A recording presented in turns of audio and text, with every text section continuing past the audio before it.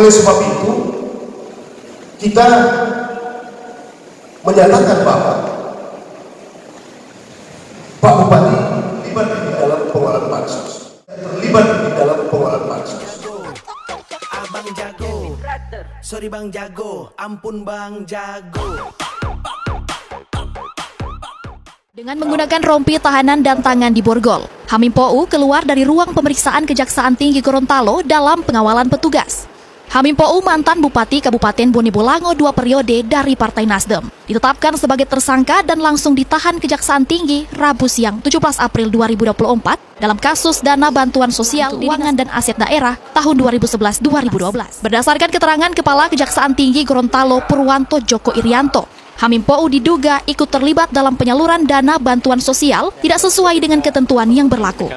Pada penyidikan kasus ini, penyidik menemukan adanya penyaluran dana bantuan sosial di luar batas jumlah nominal sebagaimana aturan. Tak hanya itu, penyidik juga menemukan adanya bantuan sosial yang disalurkan tanpa proposal dari penerima bantuan. Purwanto Joko Irianto menyebut proses hukum hingga penahanan mantan bupati ini telah sesuai dengan ketentuan berdasarkan bukti-bukti yang ditemukan. Diduga akibat perbuatan tersangka telah mengakibatkan kerugian keuangan negara sebesar 1,7 miliar rupiah lebih berdasarkan hasil perhitungan BPKP Perwakilan Gorontalo. Dari hasil penyidikan berdasarkan keterangan saksi, ahli, surat, dan barang bukti tersebut, maka pada hari ini kami meningkatkan status dari saksi ke tersangka atas nama Dr. HP Eskom MH, mantan Bupati Bone Bolango,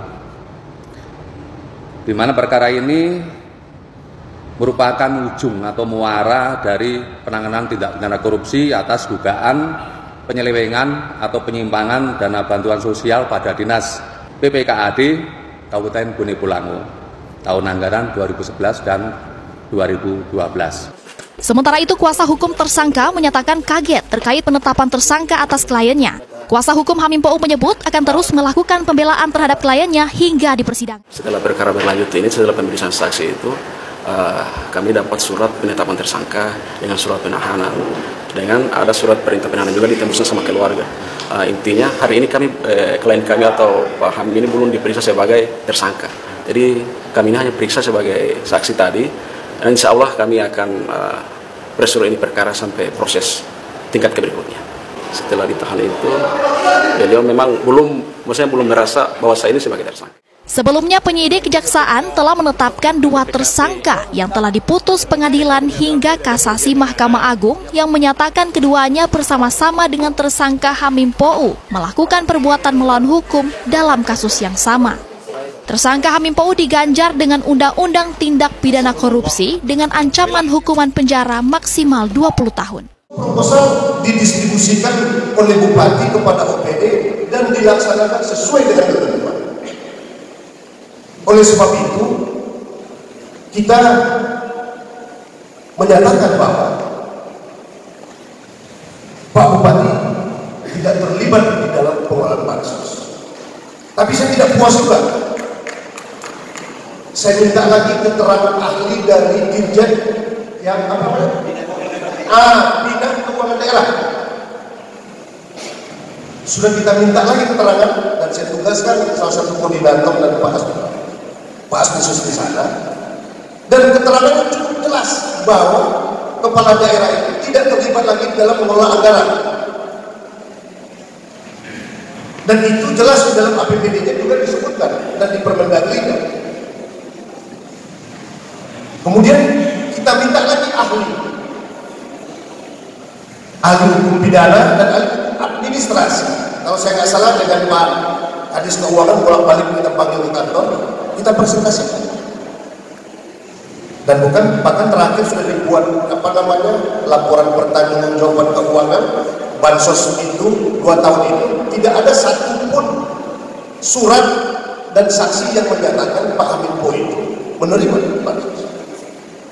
Ya Pak ya, jadi saya mohon, ini tahun politik, jadi jangan segala sesuatu itu disandarkan kepada politik, sehingga dia menjadi dipolitisasi. Nah ini kenapa saya nyatakan di sini, supaya saya pulang nanti seolah-olah kedatangan saya di sini terlalu dekat hubungannya dengan Pak Hamid. Sebenarnya saya berpikir juga untuk datang, tapi saya harus berani menyampaikan hal ini kepada publik dan kepada kepala desa, kepada lurah, camat, OPD, asisten, dan sekda. Bahkan saya berharap tadi itu ada undangan juga dari DPRD supaya di-clear, jangan menjadi hoax itu dan ujaran kebencian.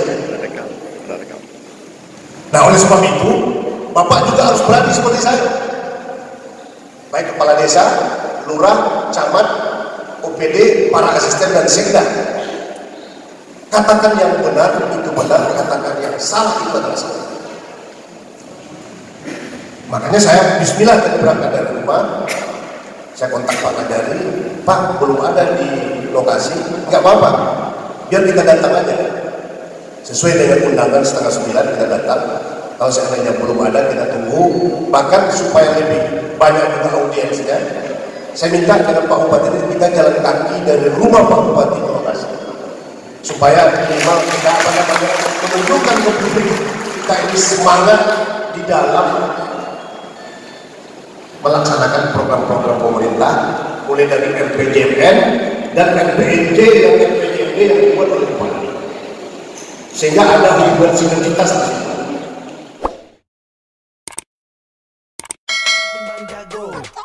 Abang jago, sorry Bang Jago, ampun Bang Jago.